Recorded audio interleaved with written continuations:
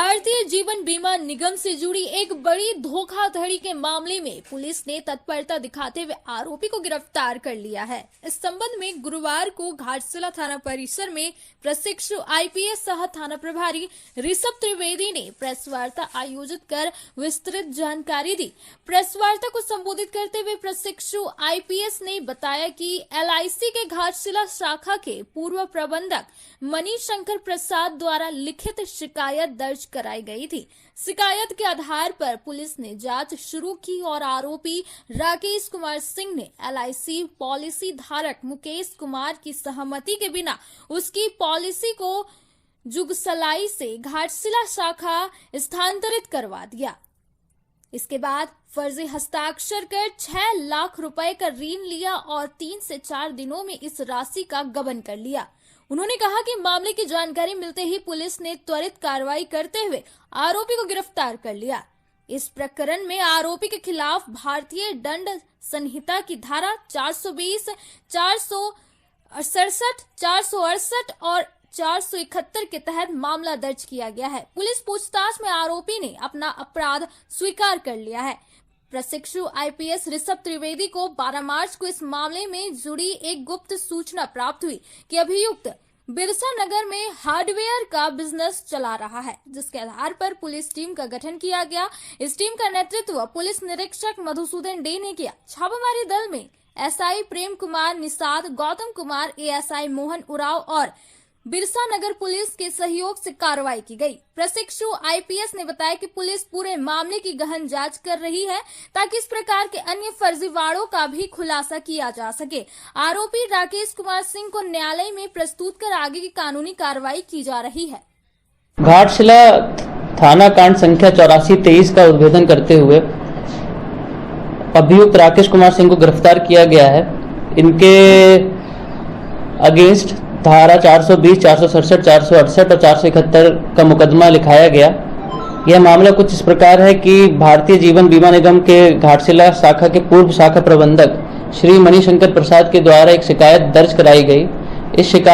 इन शिकायतकर्ता ने ये बताया कि अभियुक्त जो कि राकेश कुमार हैं, उन्होंने एक पॉलिसी होल्डर जो मुकेश कुमार हैं, उनकी जो पॉलिसी रजिस्टर थी टाटा नगर के जुगसलाई शाखा में, उनका फर्जीवाड़ा करके और फर्जी साइन करके उसका स्थानांतरण घाटशिला शाखा में रजिस्टर करा दी पॉलिसी को। उसके बाद उसके एवज में उस पॉलिसी का लोन ले लिया 6 लाख का, और विदिन 3 से 4 दिन के अंदर उस 6 लाख को इन्होंने गबन किया। मोटा मोटा यह केस है। अभी गुप्त सूचना के आधार पर 12 मार्च को यह सूचना मिली कि ये बिरसा नगर में एक अपना बिजनेस चला रहे थे हार्डवेयर का। उसमें मैंने गुप्त सूचना के आधार पर एक छापामारी दल बनाया जो कि श्री मधुसूदन दे जी नेतृत्व कर रहे थे, और अनुसंधानकर्ता प्रेम कुमार ने उसका उद्भेदन करते हुए उस अभियुक्त को गिरफ्तार किया। आगे की कार्यवाही में जुडिशियल कस्टडी इनको 14 दिन के लिए दी गई है। हम लोग दूसरे पक्ष भी अभी खंगाल रहे हैं और इन अभियुक्त का ये भी देखा जा रहा है कि कहीं कोई दूसरे इंस्टीट्यूशन या दूसरे ऑर्गेनाइजेशन उनका संलिप्तता है कि नहीं। हम लोग जब चारों दृष्टिकोण से यह उद्भेदन कर लेंगे कि किसी की संलिप्तता नहीं है, तो हम लोग इनके खिलाफ चार्जशीट जल्द से जल्द दायर करेंगे। एलआईसी एजेंट श्री मुकेश कुमार के हुआ करते थे।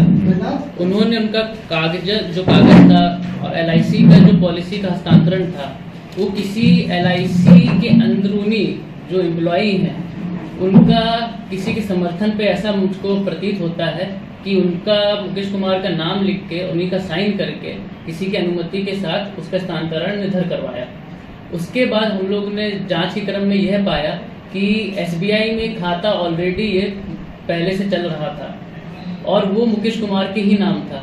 लेकिन अभी जांच में यह पाया गया है कि इनके बेटे का फोटो लगा हुआ है और इनका मोबाइल नंबर उस खाते में जुड़ा हुआ है। जब पॉलिसी मैच्योर हुई 2022 में, और जो आपके पॉलिसी होल्डर थे श्री मुकेश कुमार, उनको यह ज्ञात हुआ कि मेरी पॉलिसी जो कि अब जुगसलाई में होनी चाहिए वो घाटशिला स्थानांतरित हो चुकी है, तो उन्होंने त्वरित कार्यवाही करते हुए शाखा प्रबंधक जो पूर्व के हैं श्री मणिशंकर प्रसाद, उनको जानकारी दी। वह उन्होंने तुरंत घाटशिला थाने में एक केस रजिस्टर कराया। जब हम लोगों ने अनुसंधान किया तो उसमें यह पाया कि इन्होंने जो पॉलिसी का ट्रांसफर स्थानांतरण है उसकी एप्लीकेशन खुद ही बनाई मुकेश कुमार का साइन उसमें किया। जब बैंक के हम लोगों ने वो देखा कि डॉक्यूमेंट कितने हैं, उसमें साइन किसका है, इनके मुकेश कुमार की फोटो की जगह इन्होंने अपने बेटे की फोटो लगाई हुई है और इन्होंने नंबर भी जो है अपने बेटे का एंटर कराया हुआ है। और वो जो बेटा था उस समय 2016 में वह सिर्फ 13 साल का था।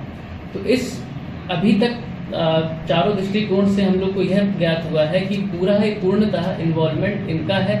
इसके पीछे किस और का इन्वॉल्वमेंट है कि नहीं है, किसी की संलिप्तता है कि नहीं, कोई षड्यंत्र है, कोई जालसाजी है कि नहीं, उसमें हम लोग अभी अनुसंधान कर रहे हैं। अभी जुडिशियल कस्टडी में इनको भेजा गया है। जुडिशियल कस्टडी में हम लोग फिर से एक प्रयास करेंगे, इनको पुलिस रिमांड में लेके इंटेरोगेशन किया जाए और ये जितना भी षड्यंत्र हुआ है, क्या इसमें दूसरे आयाम और दूसरे पहलू हैं, उसकी परत खोली जाए। हम लोग ये भी अभी इस अनुसंधान में आगे पाएंगे और त्वरित हम लोग चार्जशीट करेंगे।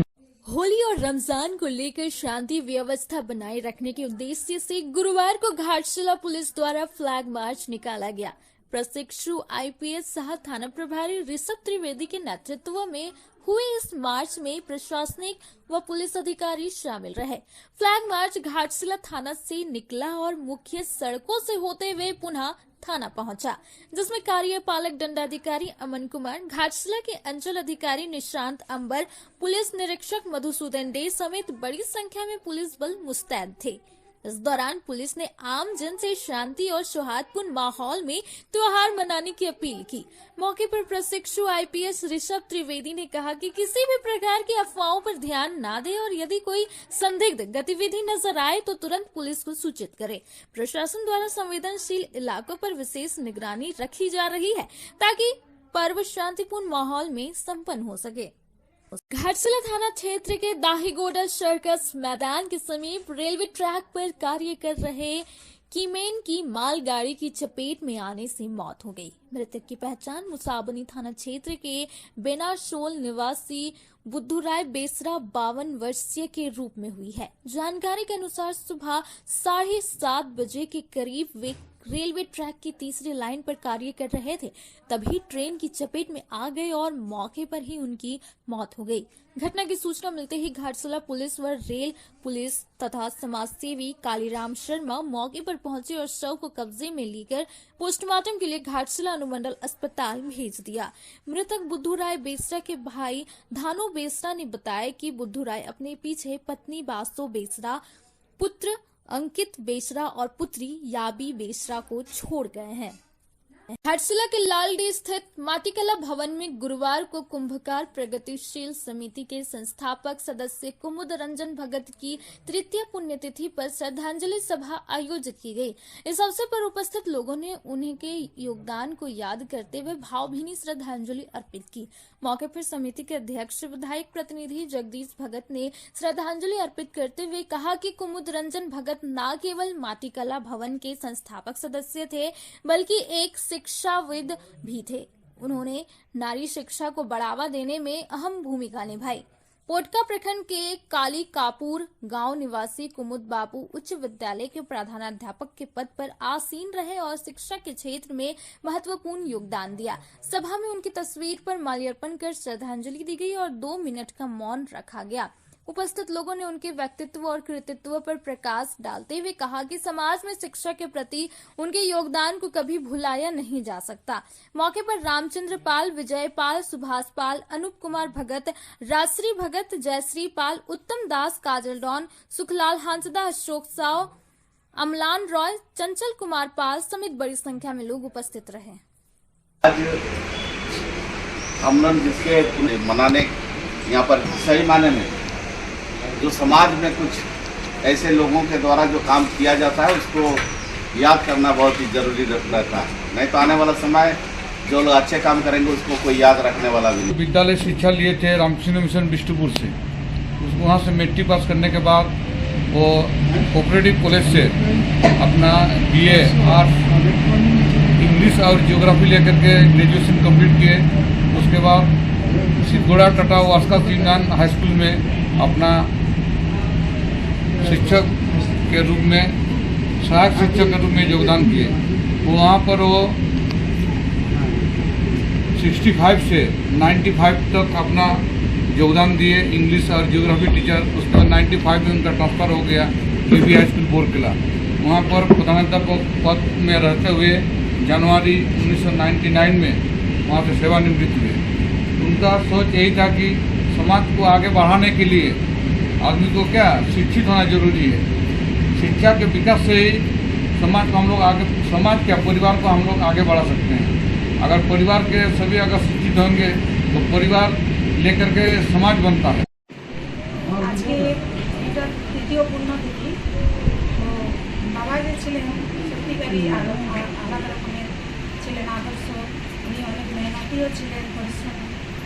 আলকাপুর থেকে জামশেদপুর যেতেন, ভোরবেলায় উঠতেন, আমাদেরও তুলে দিতেন আর ঘোরার জন্য। প্রতিদিন আমরা ঘরে উঠে পড়তাম। আর ওনার কাছ থেকে আমরা এখন এর সময়ে সবাই বলে যে গাছপালা লাগাও, জঙ্গল সংরক্ষণ, কিন্তু উনি অনেক ছোট বয়স থেকে, তখন ওনার বিয়ে হয়নি, পিসিমাদের কাছে শুনেছি, দাদুর কাছে, উনি একটা বাগান তৈরি করেছেন অনেক বড়। তো গাছ মানে লাগিয়েছেন নিচে, আর প্রতিদিন স্কুল থেকে এসে বিকেলবেলা বাগানে যেতেন। আর ওই বাগানটার মানে খরচাতে যাতে বেড়া ঠিক থাকে, গাছ টাছ ঠিক থাকে, উনি 4টা মানুষকে খুঁজতেন, মানে ওনার পরিবারও চালাতেন। এই নিয়ে পরিবারের সবাই বলতেন যে এত খরচা, কিন্তু ওনার জন্য আজকে ওটা দাদুর নামে কমল কানন করা হয়েছে। আর বাবার মধ্যে একটা গুণ ছিল, উনি মেয়ে ছেলেদের মধ্যে কোনো বিভেদ করতেন না। মানে আমরা 5 বোন 2 ভাই, কিন্তু প্রতিটি মেয়ের হোস্টেলে রেখে পড়েছি। তখনকার সময়ে কম টাকা টিচারদের, কিন্তু হোস্টেলে রেখে পড়ানো মানে সাধারণ ব্যাপার না।